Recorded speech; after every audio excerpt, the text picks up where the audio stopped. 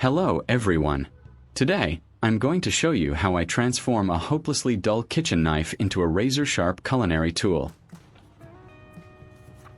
You know how frustrating it is when your knife struggles to cut paper?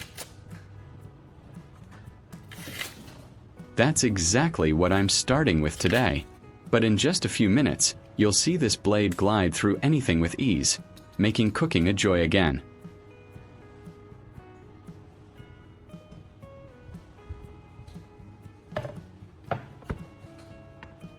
Next, I'm testing it on a tomato.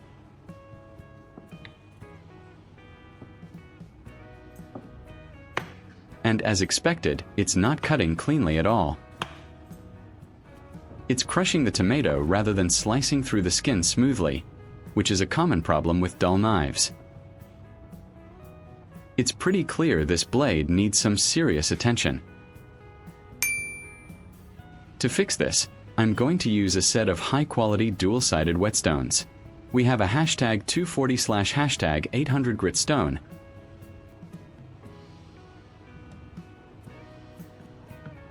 a hashtag 1000/hashtag 3000 grit stone, and a hashtag 2000/hashtag 4000 grit stone. These will help us achieve a perfect edge. We'll be using them in sequence to achieve that perfect sharpness. Before we start, it's really important to prepare these stones.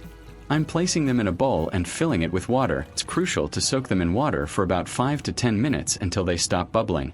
This process saturates the stone with water, which helps to create a slurry while sharpening. This slurry acts as a lubricant, carrying away metal particles and preventing the stone from clogging, ensuring a smoother and more effective sharpening experience. Now that our stones are properly soaked, I'm taking the hashtag 240/hashtag 800 grit stone.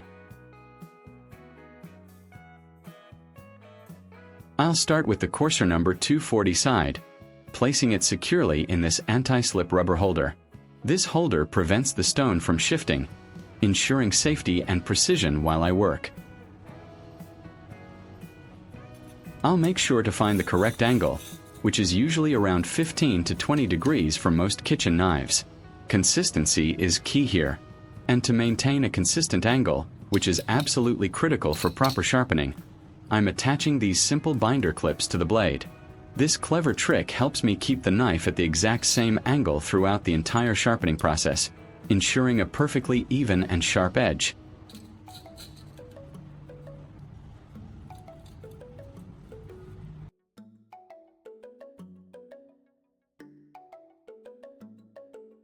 I'm starting with the number 240 grit side of the stone, which is the coarsest. This grit is perfect for removing any nicks or damage and quickly reshaping the edge.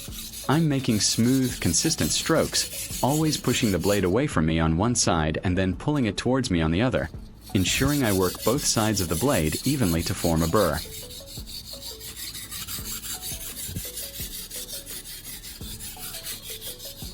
You can see the metal shavings coming off, indicating the sharpening is working. Once I feel that burr along the entire length, I'll switch to the other side of the blade and repeat the passes.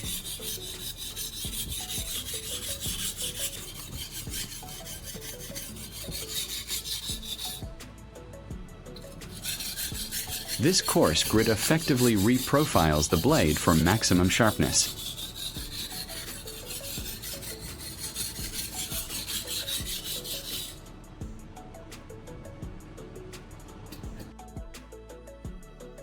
Once I've established a good initial edge on the number 240 grit, I flip the stone over to the number 800 grit side.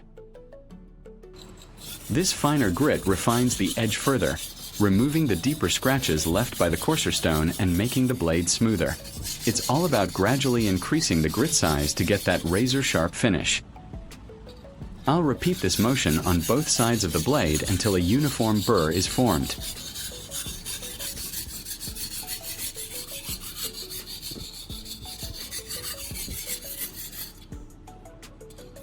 Leave a comment and let me know which country you are watching from. It's great that we can connect and chat from all over the world.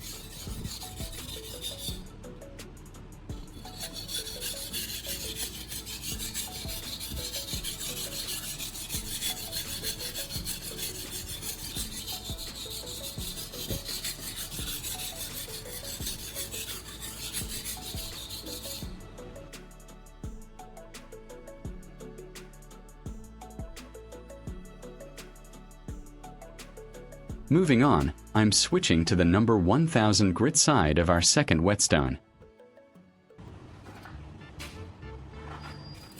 Using the same clipped angle, I continue the sharpening strokes, moving the blade across the number 1000 grit surface.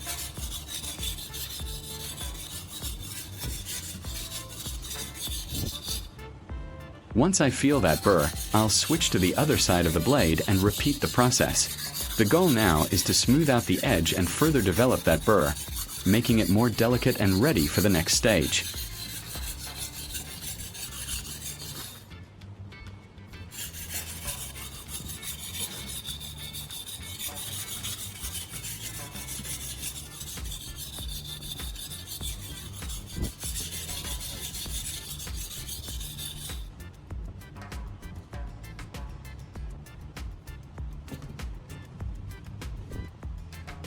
Next up, I'm switching to the number 2000 grit stone.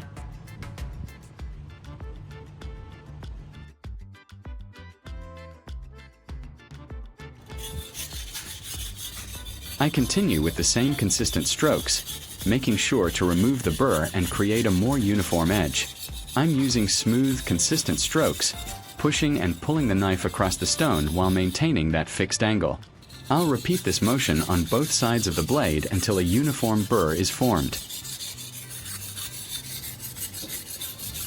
This step is about smoothing out the initial scratches and preparing the blade for further polishing.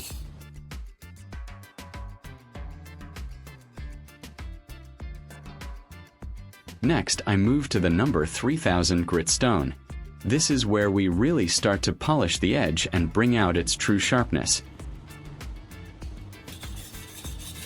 I apply lighter pressure now, focusing on removing any remaining microburrs and creating a smoother, sharper edge.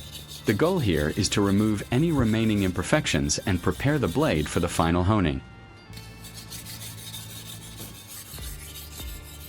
You'll start to see a noticeable shine on the blade as the finer grit polishes the metal.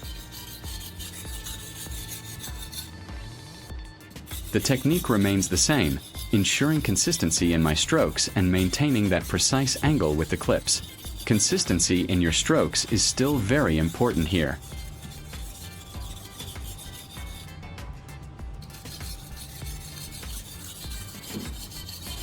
If you find this video interesting, don't forget to like, subscribe, and turn on the notification bell so you don't miss any interesting ideas coming soon.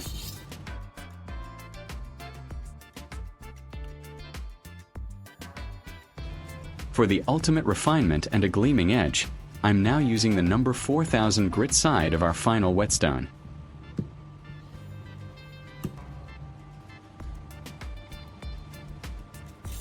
This is a very fine polishing stage that brings out the true keenness of the blade. This isn't about removing much material anymore, but rather about bringing the edge to its absolute peak sharpness and creating that beautiful reflective finish.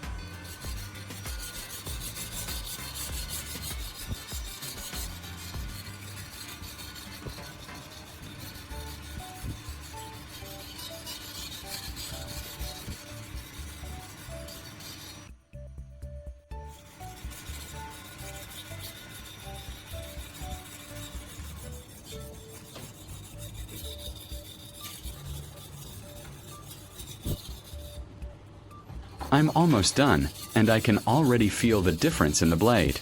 The goal is to hone the edge to perfection, making it incredibly keen and smooth. It's all about those final delicate touches now. Alright, the sharpening is complete. I'm removing the clips and wiping down the knife with a soft cloth to clean off any remaining slurry.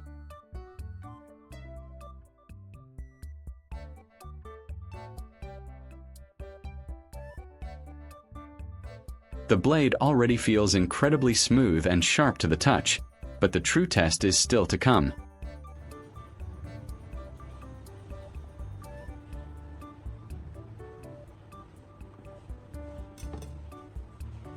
I'll test it on a piece of paper, and look at that. It slices through effortlessly, leaving perfectly clean cuts. No tearing, no snagging, just pure sharpness. This is a massive improvement from where we started.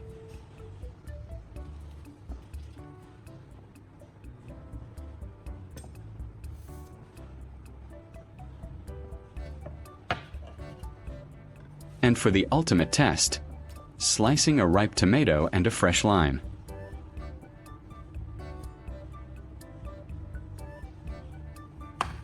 Watch how smoothly the blade glides through the delicate skin of the tomato, creating perfectly thin, even slices without any effort. No more squashing, no more crushing. The knife effortlessly glides through the skin and flesh, leaving perfectly thin, even slices. This is what a sharp knife should feel like. What a transformation!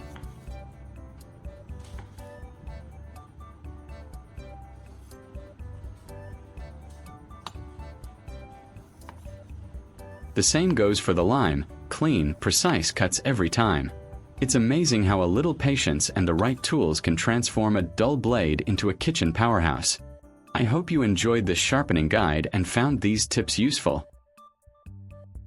Don't forget to like, share, and subscribe for more helpful DIY tips. Thanks for watching, and I'll see you in the next one. Bye.